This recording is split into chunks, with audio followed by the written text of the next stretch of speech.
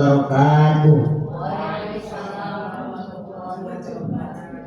Alhamdulillah, alhamdulillahirabbil alamin wa bihi nasta'in wa ala umuri duwadin wassalatu wassalamu ala asrofil anbiya'i wa mursalin sayyidina wa habibina wa syafiina wa qurratu a'yunina wa maulana Muhammadin sallallahu alaihi wasallam wa ala alihi wa ashabihi ajmain, amma ba'du.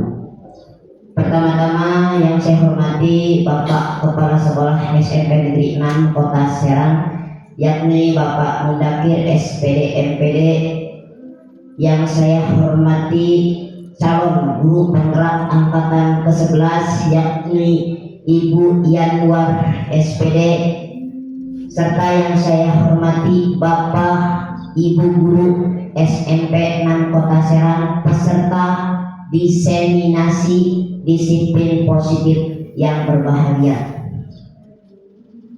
Puji syukur kepada Allah Subhanahu wa Ta'ala yang telah memberikan berbagai macam nikmat, baik nikmat iman, Islam, serta sehat walafiat, yang alhamdulillah kita bisa berkumpul di kegiatan diseminasi disiplin positif dengan sehat walafiat. Salawat beserta salam semoga tercurah dan terlimpahkan ke baginda alam Nabi besar kita Nabi Muhammad sallallahu alaihi wasallam yang telah memberikan kita minat julumati ila nur, dari zaman kegelapan hingga zaman terang benderang seperti sekarang ini. Semoga kita senantiasa diberikan rahmat di kemudian hari. Salawat dengan membaca salawat Nabi tadi. Baiklah, Bapak Ibu, saya selaku MC akan membacakan kegiatan hari ini. Yang pertama, sambutan dari Bapak Kepala Sekolah, yakni Bapak Mundakir SPD MPD. Kemudian dilanjutkan nanti pemaparan diseminasi disiplin positif yang disampaikan oleh Ibu Yanwar. Kemudian dilanjutkan penutup. Baik, untuk mempersingkat waktu, kita langsung ke pembukaan yang akan disampaikan oleh Bapak Kepala Sekolah kita. Dipersilakan dengan segala hormat.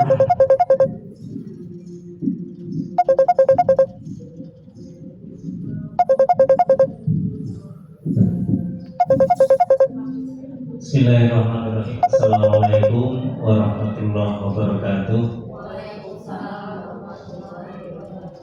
Innal hamdalillah, Allahumma shalli ala Muhammad wa ala alihi washabihi ajmain. Puji dan syukur bersama-sama marilah kita panjatkan kehadirat Allah pada siang hari ini. Atas ridhonya kita bisa menghadiri acara diseminasi guru penggerak angkatan ke-11. Salawat dan salam semoga selalu tercurahkan untuk junjungan Nabi besar Muhammad sallallahu alaihi wasallam. Terima kasih kepada moderator yang sudah memberikan waktu untuk acara sambutan dari pimpinan sekolah dalam rangka diseminasi guru penggerak pada siang hari ini, yang mana siang hari ini akan mengambil tema tentang budaya positif. Bapak Ibu yang saya hormati, pada dasarnya kegiatan-kegiatan seperti ini siapapun harus mendukung, terutama kepala sekolah. Kenapa kita harus saling mendukung? Karena sewaktu-waktu siapapun nanti akan mengalami kegiatan-kegiatan ini, ya meskipun dalam bentuk kegiatan-kegiatan yang lain. Dan saya mengucapkan terima kasih kepada Bapak Ibu yang sudah bekerja sama mendukung acara pada siang hari ini. Mudah-mudahan kita doakan teman kita yang sekarang lagi akan memaparkan tentang budaya positif ini dimudahkan, dilancarkan, sehingga tujuan-tujuan sekolah tujuan-tujuan dari Bapak Ibu guru sebagai guru penggerak juga bisa lebih lancar. Sekali lagi harapan budaya positif yang akan dipaparkan mudah-mudahan nanti terimplementasi dalam kita mengajar di sekolah kepada anak-anak, sehingga anak-anak juga akan menerapkan budaya-budaya positif yang ada di sekolah kita, yang ada di masyarakat kita, sehingga anak-anak itu dimanapun mereka bergaul, mereka berada, selalu menanamkan budaya-budaya positif yang ada di lingkungan mereka masing-masing. Sekali lagi atas nama pimpinan mengucapkan terima kasih kepada Bu Yanwar selaku guru penggerak angkatan 11 ini, mudah-mudahan lancar, dan teman-teman harusnya sudah pulang, tapi karena ingin mendukung kegiatan ini jadi bisa bekerja sama. Itu saja sambutan yang saya berikan. Sekali lagi semangat untuk semuanya, mudah-mudahan keikhlasan selalu ada pada kita semuanya. Saya akhiri, billahi taufiq wal hidayah. Assalamualaikum warahmatullahi wabarakatuh. Waalaikumsalam warahmatullahi wabarakatuh. Assalamualaikum Tadi warahmatullahi wabarakatuh. kepala sekolah tentang kegiatan diseminasi Terima kasih kepada positif yang positif. duduk semua. Nanti Bapak Ibu Ya, diharapkan telah untuk menyiapkan selalu untuk menyimak hadir pemaparan ini dan pada kemudian diseminasi diaplikasikan. Coba budaya dengan bareng-bareng positif. ikuti kata-kata Saya saya. ya Risma. Mari kita tergerak, bergerak dan menggerakkan. Coba 1, 2, 3. Mari kita tergerak, bergerak dan menggerakkan. Sekali lagi ya, ada tergerak, bergerak. Apa sih pentingnya menciptakan suasana positif di lingkungan kita? Sebetulnya budaya positif itu budaya yang kita inginkan, yang budaya yang kita impikan, yang ada di sekolah. Jadi kalau budaya positif itu penting nggak sih? Nah, sangat penting kan ya. Nah, untuk budaya positif itu bisa tercipta di lingkungan sekolah kita. Nah, ada beberapa nih.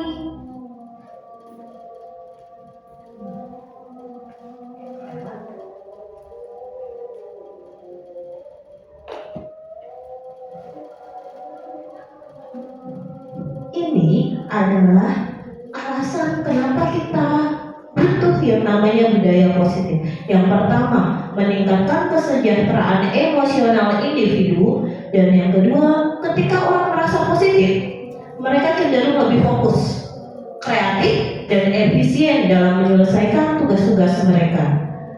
Yang terakhir, orang cenderung lebih baik dalam berkomunikasi, lebih empatik, dan lebih bersedia untuk bekerja sama ketika ada suasana positif di sekitar mereka. Benar atau benar?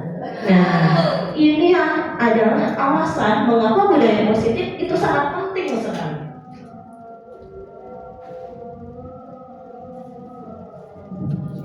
Bapak Ibu, saya bertanya, Bapak Ibu ketika mengajar suasananya dalam kondisi senang atau lagi semrawut? Tergantung, senang, kadang-kadang. Nah, itu dia. Biasanya ketika kita mengajar itu akan dipengaruhi oleh perasaan kita. Kita lagi bagaimana nih perasaannya. Nah, itu berdampak ternyata kepada peserta didik yang kita ajar. Ketika seseorang merasa bahagia dan minim stres, sistem kekebalan tubuh mereka cenderung lebih kuat, yang dapat membantu melindungi tubuh dari penyakit. Iya enggak? Nah, kalau kita stres kebanyakan pasti akan timbul banyak penyakit. Kemudian, memberikan kesempatan bagi individu untuk tumbuh dan berkembang secara pribadi. Hal ini bukan hanya berdampak pada kita sebagai guru, namun berdampak juga kepada siswa. Ketika kita merasakan bahagia, kita mengajar dengan perasaan enjoy, happy, tercipta budaya positif, maka ilmu yang kita keluarkan kepada murid itu akan bisa langsung menyerap.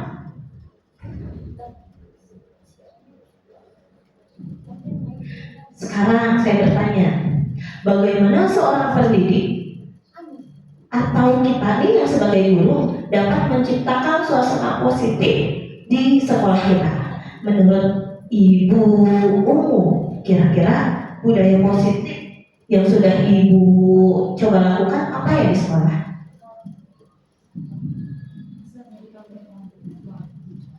Contohnya misalkan kalau pagi kita ada menyambut siswa ketika anak datang, jadi anak mau mulai belajar melihat kita senyum juga mungkin bisa jadi good mood buat mereka.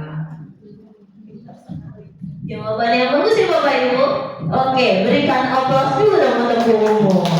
Ya.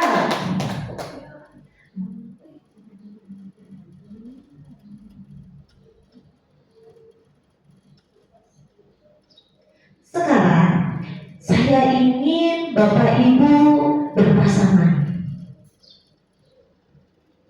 Kemudian setelah berpasangan, mohon untuk berpasangan, Ibu langsung ke Bu Fitri. Berpasangan nih. Sekarang Anda dan teman Anda akan melakukan kegiatan cobalah buka. Anda ada hak pilih salah satu di antara Bapak Ibu siapa yang A dan siapa yang B. Contoh nih di depan ada Bu Silmi dan Bu Fitri. Bu Silmi yang sebagai apa? Sebagai B. Oke, berarti Bu Fitri yang sebagai A. Bu Fitri, tugas Anda adalah mengepalkan salah satu tangan Anda. Coba Anda bayangkan bahwa Anda menyimpan sesuatu yang sangat berharga di kepalan tangan Anda. Itu sangat penting sekali bagi Anda. Kemudian, Anda perlu menjaga benda tersebut sekuat tenaga karena begitu penting untuk kehidupan.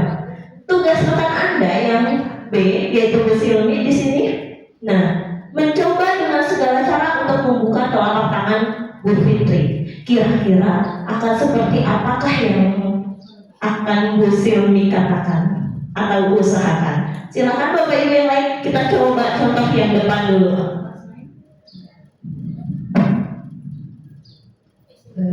Ibu maaf boleh dibuka nggak Bu kepala tangannya Bu? Pengen tahu gitu Bu apa yang ada di dalam situ. Kalau saya suka pakai HP mau nggak Bu? Terus saya boleh lihat nggak Bu? Ya nggak bisa Bu. Gak diizinin Bu. Ternyata belum Usahanya. Iya, ternyata belum terayu nih Bu Fitri. Coba yang di sini, siapa yang A dan siapa yang B? Oke, kita siap ya, kita coba. Oh, silakan. Boleh saya paksa Ibu? Saya paksa ya? Enggak. Pokoknya saya paksa ya, saya bisa tanya. Waduh, dan siapa Ibu? Saya paksa. Ya orang lain nggak boleh tahu. Waduh, saya paksa pokoknya ya. Oke, nah kalau misalnya yang Bu Silmi lakukan adalah rayuan gombal. Kalau misalnya Bu Wahyu dipaksa. Sekarang coba kita satu lagi ya. Bu Umu dengan siapa? Siapa yang A, siapa yang B? Bumbu yang A biar kuat bumbunya.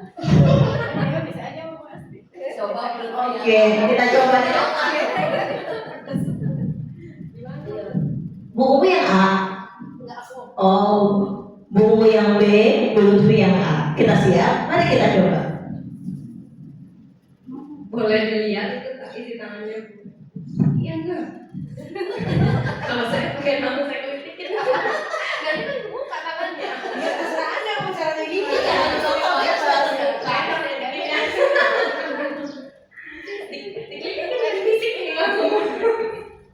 Langsung dikritik.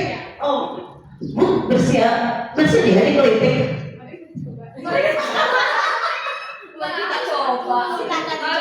Coba. Oke, ada 3 contoh. Yang pertama, Bu Silmi mengusahakan untuk dirayu. Bu Wahyu mencoba langsung dipaksa, langsung buka. Sedangkan Bu Umu langsung dikritikin gimana caranya. Oke, mari kita lihat ya. Ini sebenarnya menunjukkan karakter Bapak Ibu. untuk menciptakan suasana positif, budaya positif. Bagaimana ini adalah biasa yang kita selalu lakukan. Jadi secara tidak langsung sikap kita akan berpengaruh pada peserta didik kita.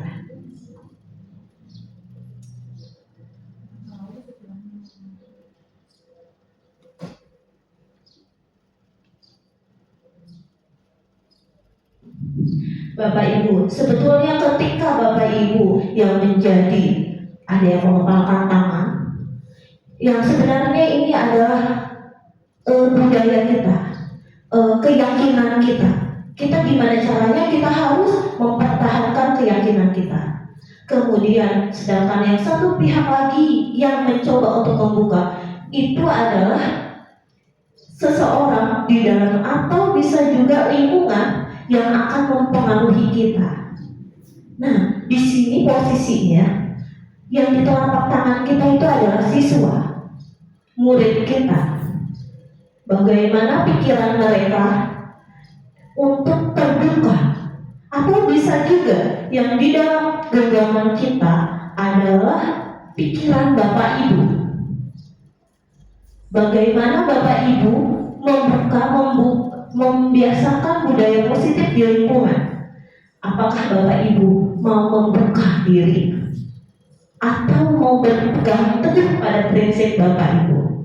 Begitupun juga dengan murid. Nah, ketika yang mencoba untuk membuka, itu adalah lingkungan, bisa jadi lingkungan luar atau bisa jadi kebiasaan kita, sikap kita. Nah, jadi sebetulnya kegiatan ini mengajak kita untuk merenungkan bagaimana kita mempertahankan, menguji dan mungkin merubah paradigma atau keyakinan kita sambil mengimbangi antara keamanan dan fleksibilitas serta pentingnya dialog dalam proses tersebut. Kita akan mempelajari tentang proses berdialog dengan murid nanti di terakhir. Nah, itu nanti bagaimana cara kita berkomunikasi akan sangat penting pada tingkah laku murid kita. Ini adalah konsep materi saat ini. Konsep inti budaya positif yang pertama adalah disiplin positif, kemudian teori motivasi, hukuman, penghargaan, dan restitusi. Yang ketiga, posisi kontrol kita sebagai seorang guru. Yang keempat, keyakinan kelas. Kelima, kebutuhan dasar manusia. Dan yang terakhir, segitiga restitusi.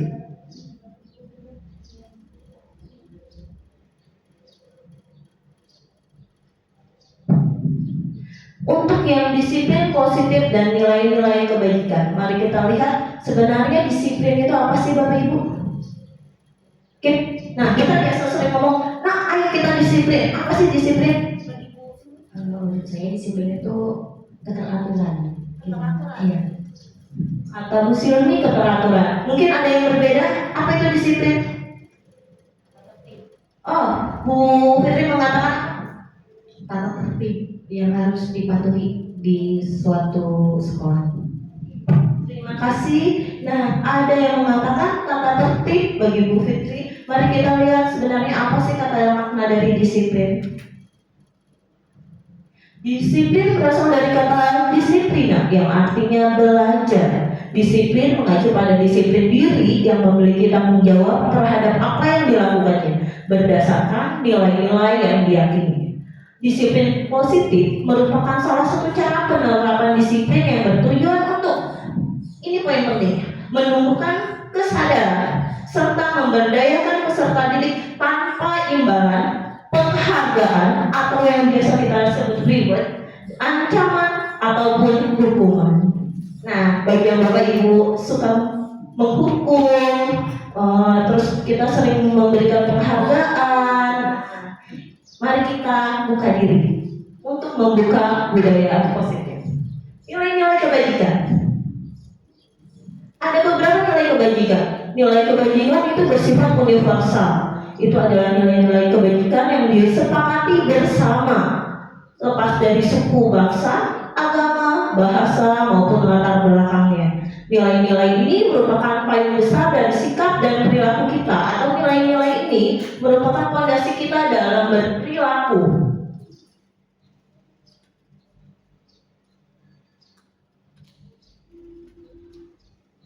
Ini adalah teori motivasi, hukuman, dan penghargaan atau restitusi. Bapak Ibu, di depan ada sebuah kasus. Kasus ini kalau Bapak Ibu perhatikan, ada seorang siswa yang bernama Iva. Iva kurang menguasai pelajaran matematika. Ya Bu, sebagai guru matematika, sehingga pada saat pelajaran tersebut berlangsung, dia lebih banyak berdiam diri atau menggambar di buku pelajarannya. Pada saat guru matematikanya Pak Seno menanyakan pertanyaan, Iva menjadi gugup dan tak sengaja menjatuhkan tasnya dari kursi, serta tiba-tiba menjadi gagap pada saat berupaya menjawab. Seluruh kelas pun tertawa melihat perilaku Iva yang bicara tergagap dan terkejut tersebut. Pak Seno pada saat itu membiarkan teman-teman Iva menertawakan Iva yang tergagap dan malu luar biasa, dan malahan meminta Iva untuk maju ke depan dan berdiri di depan kelas sambil menunjuk hidungnya karena tidak bisa menjawab pertanyaan Pak Seno. Kelas makin gaduh dan anak-anak pun tertawa melihat Iva di depan kelas memegang ujung hidungnya. Sekarang, dari kasus tersebut, menurut Bapak Ibu, jika Bapak Ibu adalah seorang guru, kita mari melihat dari sudut pandang Pak Seno dahulu, yang seorang guru matematika. Menurut Bapak Ibu, tindakan Pak Seno itu sudah benarkah? Ada yang mau menanggapi? Bu Lina? Oke, terima kasih Bu Yema. Di sini saya lihat Pak Seno itu sebagai guru matematika. Seharusnya dia sebagai guru, menurut saya kurang baik ya. Bahwa di situ pada saat itu Pak Seno itu membiarkan teman-temannya menertawakan Iva. Seharusnya Pak Seno sebagai pendidik atau sebagai guru matematika itu menstabilkan keadaan di kelas. Artinya memberikan kepercayaan diri kepada Iva, supaya Iva itu punya rasa percaya diri bahwa pelajaran matematika itu bukan pelajaran sulit yang membuat dia harus sampai gugup, sampai tasnya juga jatuh. Dan saya menyayangkan itu tindakan Pak Seno yang membiarkan teman-teman Iva yang memperlakukan itu kan sepertinya membuli seperti itu ya, mentertawakan, kemudian apalagi sampai Iva-nya itu dihukum di depan gitu ya. Itu kan membuat apalagi anak-anak akan kepercayaan diri dia tuh malu. Secara tidak langsung mentalnya Iva itu pasti akan down. Kita di sekolah kita banyak yang seperti itu Bu Januar ya. Kadang anak-anak itu suka saling geledek gitu ya, kemudian tidak percaya diri sehingga menyebabkan si anak itu jadi malas untuk ke sekolah karena ada pelajaran ini, takutnya seperti itu. Yang saya sayangkan sebetulnya tindakan Pak Seno seharusnya menstabilkan keadaan di kelas bagaimana supaya Iva itu tidak ditertawakan, kemudian juga memberikan kepercayaan diri kepada Iva supaya mentalnya itu tidak down. Itu aja menurut saya. Terima kasih Bu Yanur.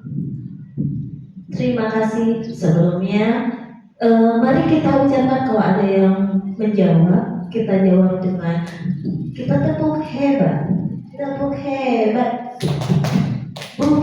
Bu Lita, emang hebat. Oke. Mari kita coba ya. Tepuk hebat. Bu Lita, memang hebat. Oke, terima kasih. Ya benar sekali ya, jawabannya Bu Lita memang benar.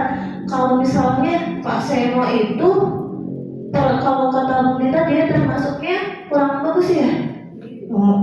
Nah kalau misalnya kalau Pak Seno melakukan hal seperti ini, apakah itu sama dengan sebagai menghukum? Hukuman ya termasuknya. Pak Seno kalau dilihat seperti ini berarti dia sedang menghukum Iva, bukan malah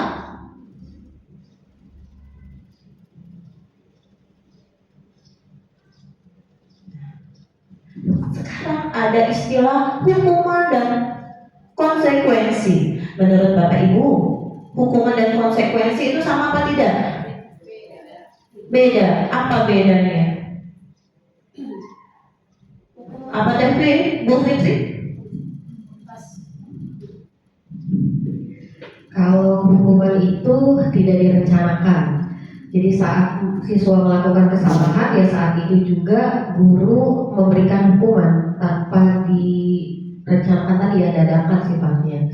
Kalau konsekuensi berarti muridnya sudah tahu dulu ketika dia melakukan kesalahan, berarti nanti akan ada sesuatu hal yang harus dia jalankan gitu. Jadi ada sepakat dulu ya kalau konsekuensi. Mungkin itu. Terima kasih. Terima kasih atas tanggapannya. Coba dong sekali lagi, tepuk hebat Bu Fitri, emang hebat. Oke, keren sekali. Terima kasih. Ada istilah hukuman dan konsekuensi. Kalau hukuman seperti yang dilakukan oleh Pak Semu tadi, itu adalah bentuk hukuman ya, dan lebih cenderung seolah-olah merendahkan, murid Iva. Nah, kalau misalnya konsekuensi berarti ada apa tadi Bu Fitri? Ada kesepakatan. Nah, kemudian selanjutnya ada istilah motivasi. Sebetulnya kita bertindak, kita mau melakukan sebuah tindakan, itu pasti ada motivasinya kan? Ada motivasi pendukungnya. Dorongan. Ya, dorongannya.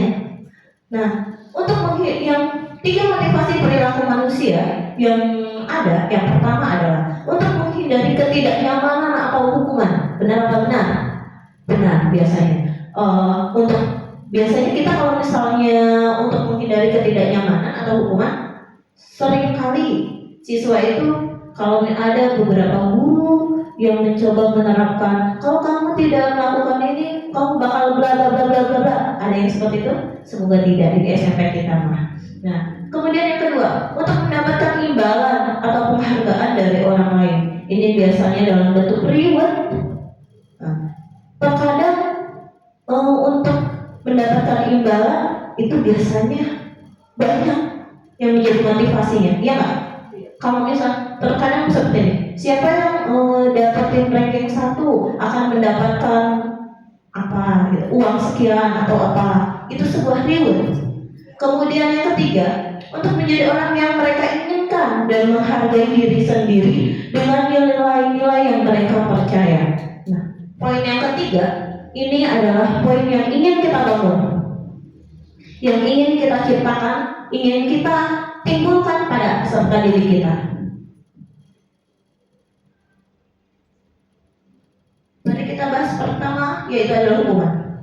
Bedanya hukuman tidak terencana atau tiba-tiba. Biasanya ada anak datang telat, masuk ke kelas, kita sudah absen segala, anak tiba-tiba datang. Kita biasanya langsung, kamu lari keliling lapangan tanpa diaba-aba. Bukankah itu sebuah hukuman? Itu adalah hukuman yang tidak terencana. Jadi hukuman itu langsung muncul gitu aja tiba-tiba. Dan yang selanjutnya, murid tidak tahu apa yang terjadi atau tidak dilibatkan. Mereka nggak tahu apa-apa, tiba-tiba dapat hukuman aja. Kemudian bersifat satu arah. Biasanya ini hanya satu arah karena yang satu nggak tahu. Nah, kemudian hukuman yang diberikan bisa berupa fisik atau psikis. Kalau yang tadi kalau yang IPA bagaimana Bu? Terima kasih. Kalau menurut saya, kalau lihat dari kasusnya IPA itu psikis. Ya, kalau dilihat kan tapi fisiknya ada tadi ya. Dia maju ke depan, megang hidung ya. Itu kan fisik juga. Gimana kalau di IPA ini persep ya? Ya aja kalau mancung gitu kan. Itu kan fisik ya. Gak boleh kan body shaming namanya gitu ya. Jadi itu fisiknya ada, psikisnya ada. Tapi yang lebih jahat adalah psikis. Psikis anak itu yang akan dia memori akan ingat sampai ke depannya gitu. akan sedepannya akan lihat kejadian itu yang kita sebagai pendidik nggak boleh ya. Mudah-mudahan saya sendiri juga sampai seperti itulah. Oke Bu Yana, terima kasih. Terima kasih banyak. Iya, ini adalah hukuman. Kemudian konsekuensi. Bedanya apa hukuman dan konsekuensi? Mari Bapak Ibu perhatikan di sini. Kalau konsekuensi itu terencana.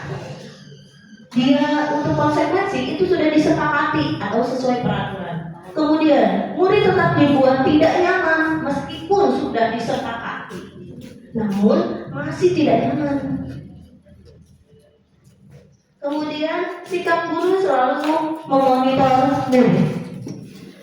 Ini adalah konsekuensi. Nah, mungkin ini yang baru. Mungkin Bapak Ibu ada yang masih belum memahami apa sih, baru mendengar atau mungkin baru mendengar sekarang istilah kata restitusi. Nah, ada beberapa guru juga mungkin di sini yang sudah paham apa itu restitusi. Nah, restitusi ini ada 9 cirinya berbeda dengan yang tadi hukuman dan konsekuensi. Yang pertama, bukan untuk menebus kesalahan. Namun untuk belajar dari kesalahan. Yang kedua, memperbaiki hubungan. Yang ketiga, tawaran bukan paksaan. Keempat, restitusi menuntun untuk melihat ke dalam diri. Dan yang kelima, restitusi mencari kebutuhan dasar yang mendasari tindakan. Keenam, restitusi diri adalah cara yang paling baik. Yang ketujuh, restitusi fokus pada karakter bukan tindakan. Yang kedelapan, fokus pada solusi. Yang kesembilan, mengembalikan murid yang berbuat salah pada kelompoknya.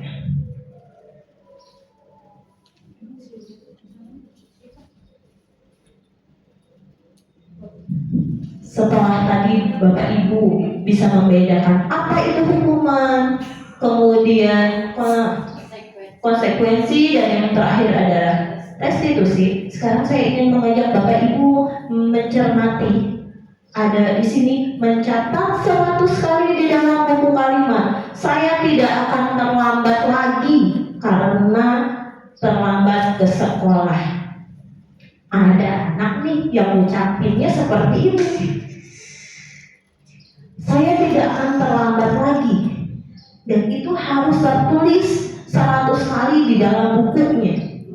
Nah, menurut Bapak Ibu, ini termasuknya konsekuensi, hukuman, atau restitusi? Kita jawab bareng-bareng ya, biar bareng. Nah, yang menjawab pertama adalah hukuman. Angkat tangannya yang menjawab hukuman. 1, 2, 3, 4, 5, 6. Oh, hampir semuanya menjawab hukuman. Yang kedua adalah restitusi. Ada yang menjawab restitusi? Restitusi, Bu Lita restitusi. Kemudian ada yang jawab ini dengan konsekuensi. Bisa juga Bu Lita ini menjawab yang mana ini?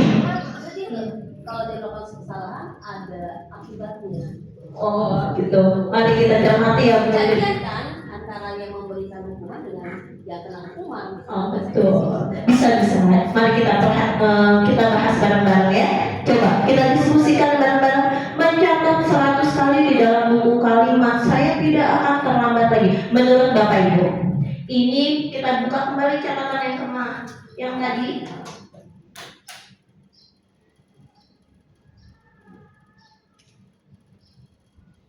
Itu terencana apa tidak? Ada anak datang teman, kamu harus mencatat kalimat tadi. Saya tidak akan datang terlambat. 100 kali di buku. Itu terencana apa tidak? Oh iya. Bukankah itu timbul langsung dadakan? Wah, jadi itu termasuk hukuman. Benar atau benar? Iya. Oke. Coba yang kedua. Saya ingin mencoba dengan Bu Lutfi.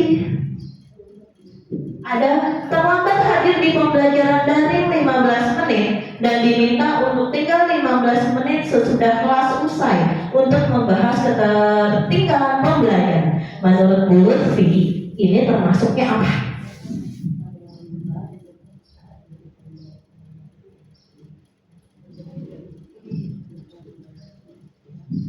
konsekuensi. Karena kalau hal seperti itu sudah direncanakan sebelumnya.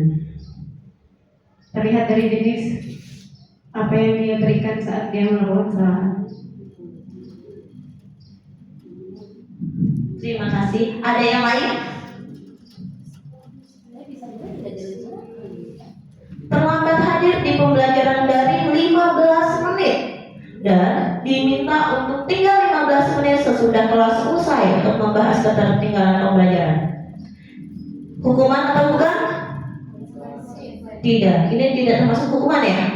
Oke. Konsekuensi bukan? Konsekuensi, alasannya? Ya masih sejalan dengan yang harus dilakukan oleh siswanya karena dia terlambat 15 menit, jadi ada tambahan 15 menit untuk menggantikan keterlambatan itu. Terima kasih. Nah, jawaban Bu Lutfi dikuatkan kembali oleh Pak Je. Selanjutnya kita coba yang lain. Membersihkan tumpahan air di meja tulis karena tersenggol pada saat belajar. Konsekuensi. Berdiri di depan kelas sambil mengangkat kaki satu karena tidak bisa menjawab pertanyaan. Hukuman. Menggantikan kertas tugas teman yang telah dicoret-coret. Konsekuensi. Lari mengelilingi lapangan basket 2 kali karena terlambat hadir di sekolah. Hukuman. Selanjutnya, setelah Bapak Ibu tadi kita sama-sama berdiskusikan tentang hukuman, konsekuensi, dan selanjutnya yaitu adalah tentang keyakinan kelas. Nah, mungkin di antara kita udah pasti yang wali kelas selalu pasti melakukan keyakinan kelas. Kita pasti membuat keyakinan kelas. Kalau kita biasanya dulu menyebutnya bukan keyakinan kelas, tapi peraturan kelas. Sering dibuat ya? Bapak Ibu sering membuat ini, keyakinan kelas. Sekarang ada pertanyaan nih. Mengapa keyakinan kelas bukan peraturan kelas? Kita berubah nih. Kira-kira kenapa ya? Kok kita menggantinya dengan keyakinan, bukan dengan peraturan? Kemudian, mengapa adanya keyakinan kelas penting untuk terbentuknya sebuah budaya positif? Kemudian selanjutnya, bagaimana mewujudkan sebuah keyakinan kelas yang efektif? Nah, untuk menjawab pertanyaan ini, mari kita sama-sama mendiskusikannya.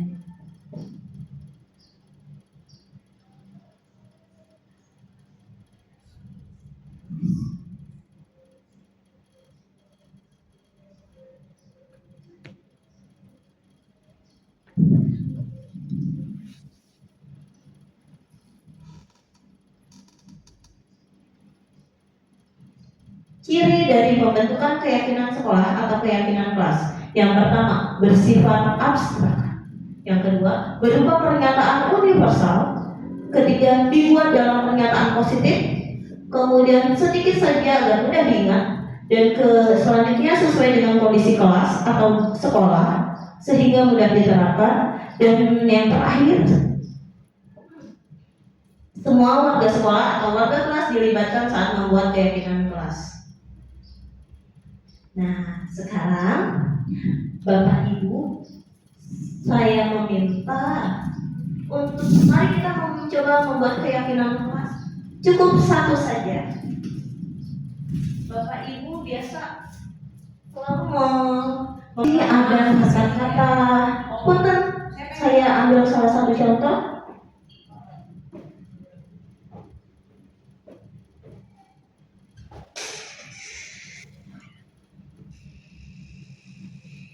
Tidak boleh mengobrol pada saat KBM berlangsung. Ini yang saya akan jadikan sampel ya.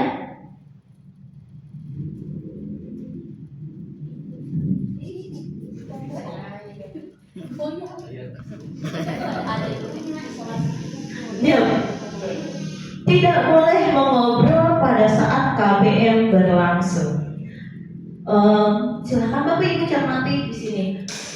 Kalau misalnya bahasanya seperti ini, menurut Bapak Ibu, apakah ada yang dilanggar atau apakah ada yang tidak sesuai dengan pembentukan keyakinan sekolah dengan sifat-sifat dan caranya?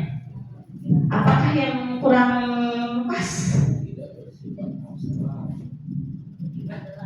Ya dari itu ya. Apa tadi itu? Tidak boleh mengobrol pada saat KBM berlangsung. Iya itu kan harusnya bersifat abstrak ya. Kalau itu udah sama spesifik gitu. Maksudnya gitu ya. Gimana sih? Iya jadi kalau itu maksudnya belum menjadi keyakinan kelas kan. Karena apa kan? Karena itu sudah terlalu spesifik. Tidak. Dulu.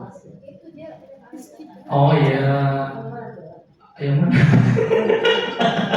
Aku belum mudah sih. Oh iya dibuat dalam pernyataan positif. Kalau itu kan dia negatif ya. Kemudian sedikit saja agar mudah diingat. Jadi kalau itu kan berbentuknya kalimat ya Bu ya. Kalimat yang udah gitu kan. Kalau misalnya kita tadi apa kalimatnya? Tidak boleh mengobrol. Mungkin kalau dia bersifat pernyataan universal atau abstrak itu kita bisa bilang tertib gitu ya. Tertib itu termasuk di dalamnya itu salah satunya adalah tidak mengobrol ketika belajar gitu kan Bu ya. Mungkin kalau pemahaman saya. Terima kasih. Kita beri Tepuk semangat. tepuk hebat dulu. Tepuk hebat. Lanjut. Memang hebat. Oke. Terima kasih. Ya di sini bukan untuk menggurui atau bagaimana, tapi kita sama-sama untuk berdiskusi ya Bapak Ibu. Nah di sini tidak boleh mengobrol pada saat KBM berlangsung. Kalau jika kita lihat dari ciri-cirinya, ada sesuatu yang kurang pas, gitu ya. Di sini dibuat dalam pernyataan positif. Kata-kata tidak itu merupakan hal negatif, penolakan. Jadi untuk pembentukan keyakinan sekolah sebisa mungkin, seminim mungkin kita yang digunakan adalah positif agar tercipta budaya positif. Jadi kalau misalnya seperti ini biasa kita dahulu gunakan dalam peraturan kelas. Ini biasanya anak-anak kita biasa di awal kan, ya anak-anak apa gitu kan, peraturan kelas kita. Ini penting. Setelah ini baru kita refleksikan menjadi keyakinan sekolah. Kita mulai dari sini ya. Keyakinan sekolahnya kira-kira apa sih?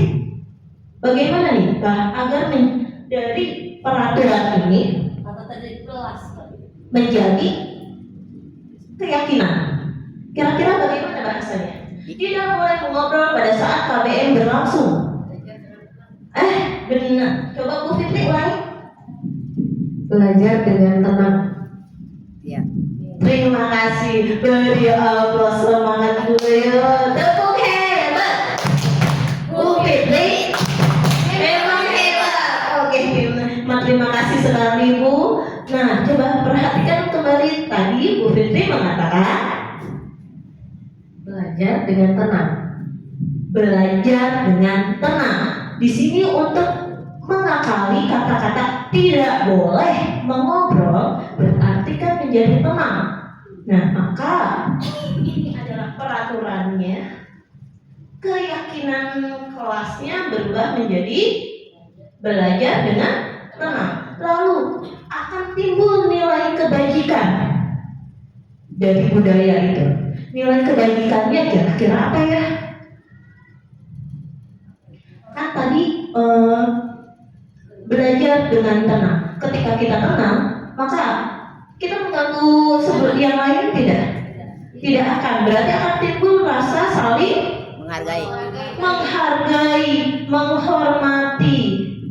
Nah, itu adalah nilai kebajikan yang akan timbul. Ini untuk keyakinan kelas. Kemudian selanjutnya, kita sebagai manusia nih, kita memiliki kebutuhan dasar. Kebutuhan dasarnya Ada 5 penguasaan, kasih sayang dan rasa diterima, kebebasan, kesenangan, dan bertahan hidup. Ada sebuah kasus seperti ini. Tahun ini Dimas genap berusia 17 tahun. Ia senang sekali ketika ayahnya mulai mengajarkan cara menyetir mobil. Setiap akhir pekan ia berlatih menyetir.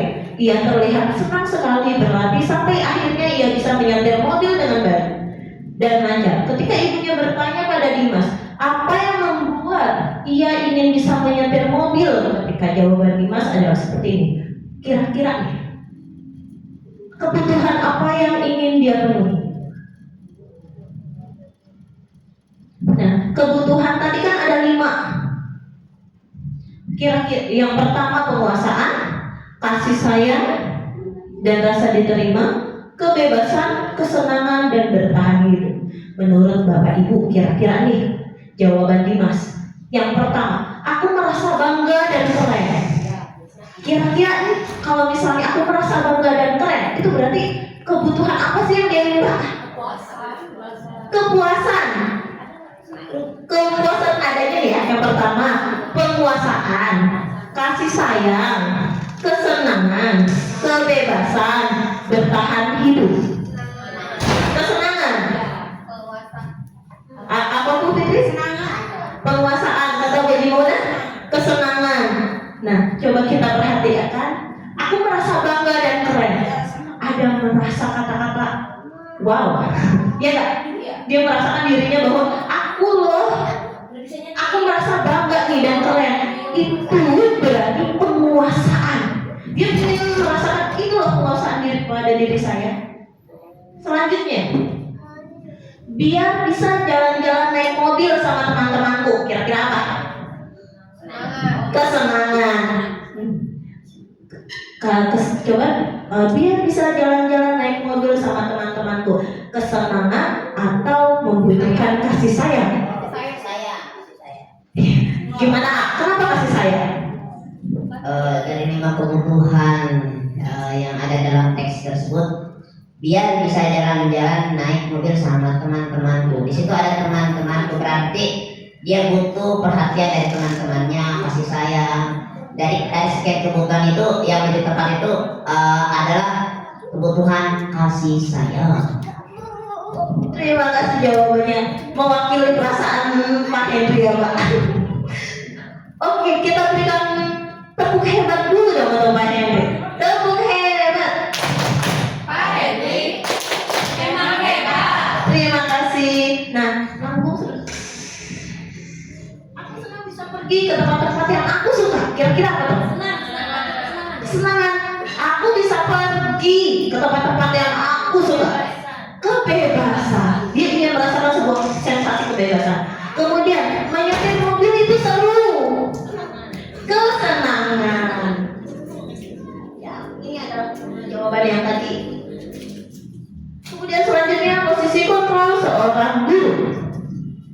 Ada yang menghukum, pembuat merasa bersalah, manajer, pemantau, dan sebagai teman. Bapak Ibu, ada sebuah kasus seperti ini. Kita sering ketemu ya dengan murid yang seperti ini. Kita sering bertemu di dalam kelas. Ada murid tidak memakai sepatu dalam pembelajaran. Sering kita temukan? Sering. Menurut Bapak Ibu nih, saya ingin Bapak Ibu coba, kalau misalnya Bapak Ibu menemukan murid tidak menggunakan sepatu dalam pembelajaran Bapak Ibu, apa yang Bapak Ibu ucapkan? Apa yang Bapak Ibu lakukan? Mohon angkat tangan bagi yang tidak diperbolehkan mengikuti aktivitas. Ada yang seperti ini? Ada. Oh, Pak Henry melakukan seperti ini? Oh, enggak, atau yes? Ya. Oh, tidak ada yang melakukan seperti ini? Tidak. Mari kita lihat yang kedua. Berapa kali ibu atau bapak harus memberitahu kamu selalu saja mengecewakan ibu dan bapak? Ada yang seperti itu? Oh, apakah Bajun baperan? Ada? Oh tidak, tidak ada yang menerapkan seperti itu. Oh Bu Fitri, Bu Fitri melakukan seperti ini. Mari kita lihat posisi Bu Fitri ada di mana. Kemudian yang selanjutnya, apakah kamu tahu kesalahanmu? Kira-kira bagaimana kamu memperbaiki kesalahanmu? Ada yang seperti itu? Kalau menemukan peristiwa ini, apa ada yang mengatakan seperti ini? Ada? Ada? Tidak ada? Mari kita lihat selanjutnya. Kamu sudah melanggar peraturan sekolah, kamu tahu konsekuensinya. Segera pakai sepatumu dan jangan diulangi lagi. Ada yang seperti itu? Oh, ada. Kemudian selanjutnya, ayo dong ikuti aturan sekolah. Tolong bantu ibu atau bapak ya. Sekali ini saja. Ya sudah, tidak apa-apa. Lain kali jangan sampai berdua seperti ini lagi ya. Oh, seperti ini. Mari kita lihat posisi bapak ibu ada di mana. Dengan jawaban bapak ibu.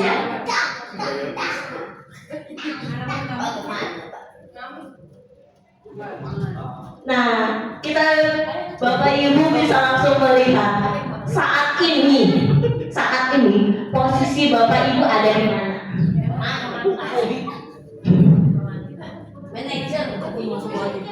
Nah, kita sama-sama merefleksikan diri kita ya. Sebenarnya tidak ada yang salah sebetulnya.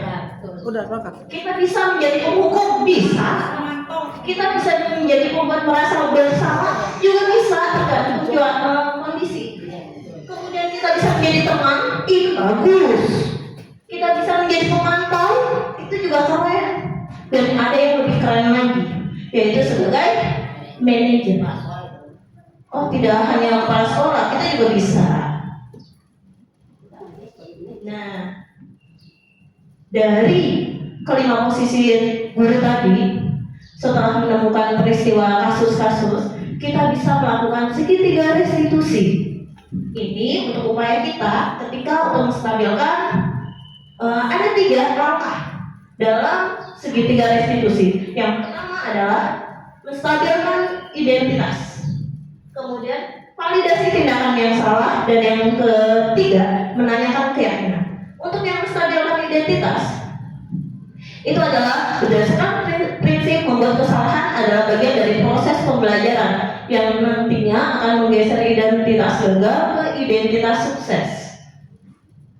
Kemudian selanjutnya, validasi tindakan yang salah itu berdasarkan prinsip setiap perilaku berupaya memenuhi suatu kebutuhan tertentu. Kemudian yang selanjutnya terakhir menanyakan keyakinan. Untuk yang menanyakan keyakinan, murid akan diberi pernyataan bermakna untuk memunculkan motivasi secara intrinsik sehingga mampu mengaitkan keyakinannya dengan tindakan yang sama. Sekarang, di sini sebetulnya ada video.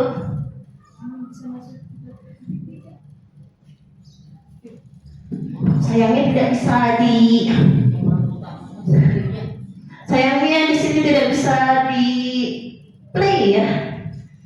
Nah, ini hanya contoh yang saya lakukan mencoba untuk menerapkan segitiga restitusi. Sebetulnya Bapak Ibu bisa menerapkan segitiga restitusi ini seperti yang tadi. Dari segitiga restitusi yang menstabilkan identitas, mungkin Bapak Ibu harus menstabilkan identitas anaknya dulu. Kita perkuat dulu. Biar kalau misalnya AA menemukan peristiwa di kasus, ada anak tiba-tiba datang ke pelajaran AA, terlambatnya udah 15 menit ketika AA lagi menerangkan. Hal pertama yang terlintas di pikiran AA langsung mengucapkan apa ya? Kamu ini gimana sih? Dasar beberapa menit kamu tak.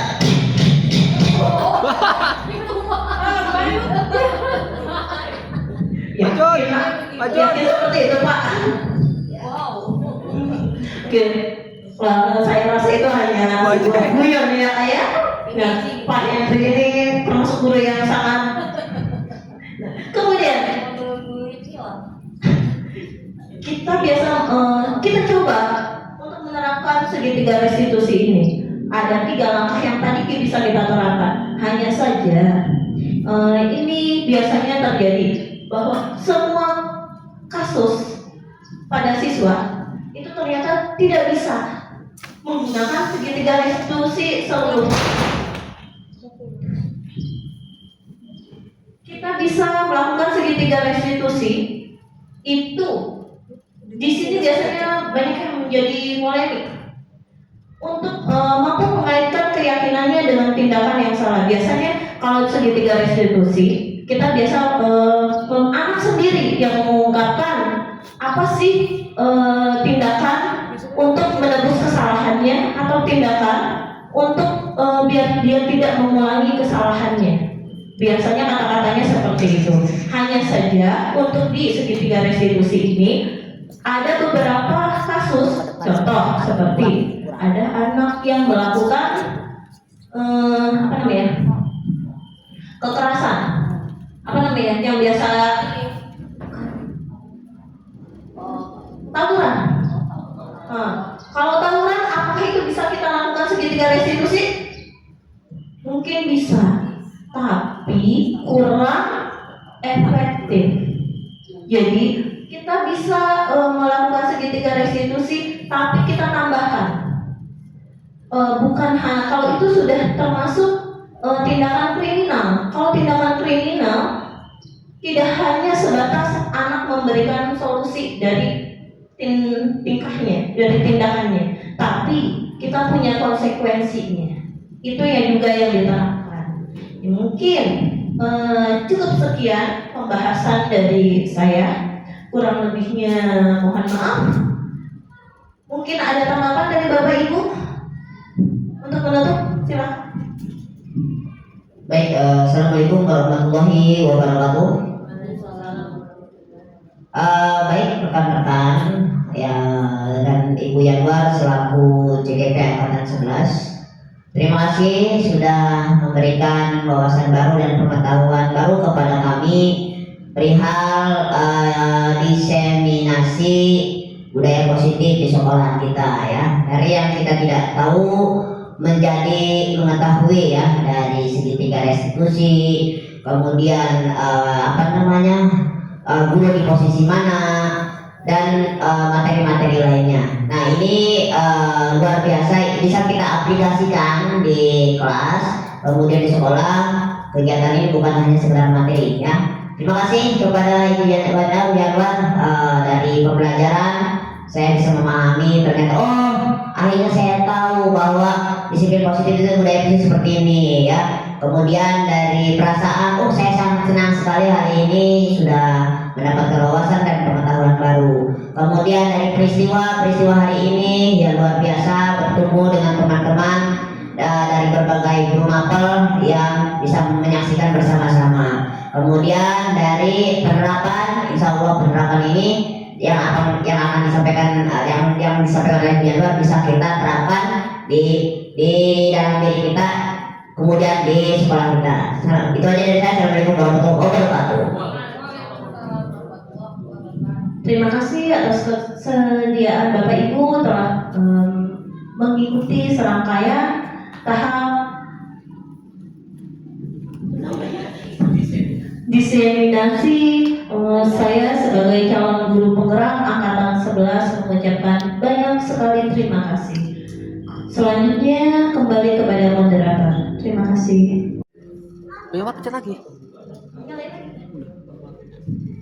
Baiklah, Bapak Ibu guru hebat, gimana pemaparan hari ini? Luar biasa. Luar biasa ya. Maka dengan ini kegiatan pemaparan diseminasi oleh Ibu Yanwar selaku calon guru penggerak sudah selesaikan ya. Mari kepada Bapak Kepala Sekolah untuk memberikan masukan sambutannya.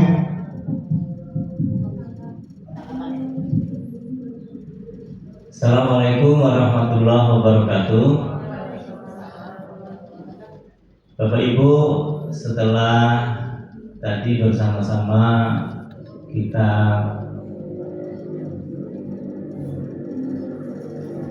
menyaksikan pemaparan dari hasil diseminasi tentang budaya positif ini, ada beberapa hal yang ternyata kalau kita mengikuti kegiatan-kegiatan ini banyak manfaat yang kita ambil. Di antaranya kita mempunyai ilmu yang baru. Kemudian kita mempunyai wacana pembelajaran yang belum pernah kita bayangkan. Nah, hal yang positif ini perlu kita kembangkan Bapak Ibu, sehingga nantinya di dalam proses pembelajaran budaya-budaya positif yang tadi sudah disampaikan, saya selaku pimpinan mengharapkan tolong disebarluaskan kepada guru-guru yang lain, kemudian diimplementasikan dalam proses pembelajaran yang ada di SMP Negeri 6 Kota Serang khususnya, dan diimbaskan kepada sekolah-sekolah yang lain. Melalui kesempatan ini, kegiatan destinasi ini saya akhiri dengan membaca hamdalah bersama-sama. Alhamdulillahirabbil alamin. Selamat, sekali lagi sukses untuk kita semuanya. Mari kita tergerak, bergerak dan menggerakkan.